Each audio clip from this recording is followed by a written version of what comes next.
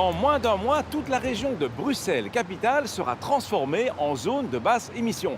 Mais qu'est-ce que c'est qu'une zone de basse émission et quelles seront les conséquences pour les usagers? Voici les réponses de Bruxelles Environnement. Une zone de basse émission, c'est tout simplement interdire l'accès sur tout le territoire de la région de Bruxelles-Capitale aux véhicules les plus polluants, c'est-à-dire les voitures, les camionnettes, mais aussi par exemple les bus, les cars. C'est une mesure qui est progressive, ça veut dire qu'on va commencer en janvier par d'abord les véhicules diesel les plus polluants qui datent d'il y a plus de 20 ans. Ensuite, progressivement, dès 2019, on va ajouter une autre catégorie de diesel, mais aussi des véhicules essence, là aussi les plus vieux qui datent d'il y a plus de 20 ans. En 2025, on n'accepte plus que les véhicules diesel à partir de la norme Euro 6. Par contre, pour les véhicules essence, on acceptera les véhicules Euro 3. Les informations sur la zone euro de votre véhicule se trouvent sur votre certificat d'immatriculation ou sur le certificat de conformité.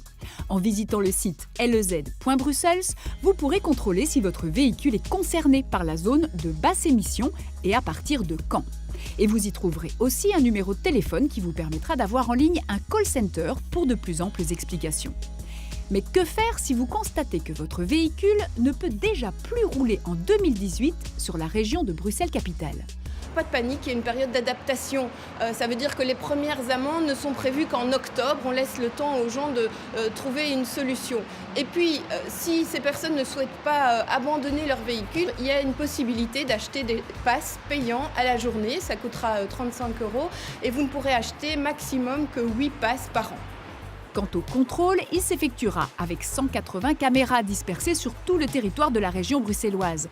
Ces caméras liront les immatriculations pour les comparer aux données connues des véhicules et pourront donc ainsi repérer ceux qui ne sont pas autorisés à la circulation.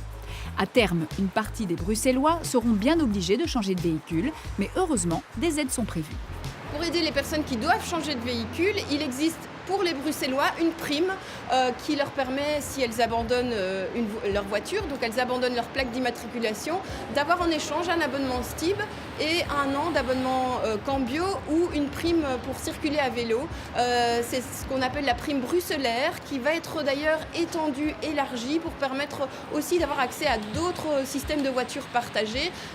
Il y a pour l'instant environ 12 000 Bruxellois qui ont fait appel depuis l'entrée en vigueur de cette prime.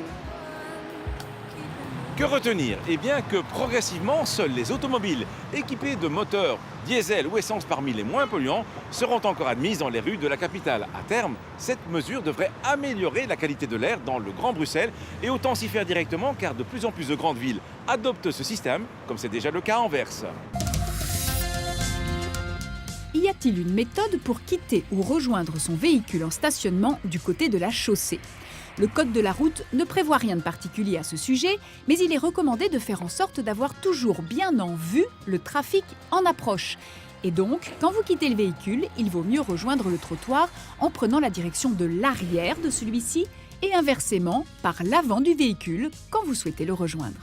À la semaine prochaine et d'ici là, bonne route!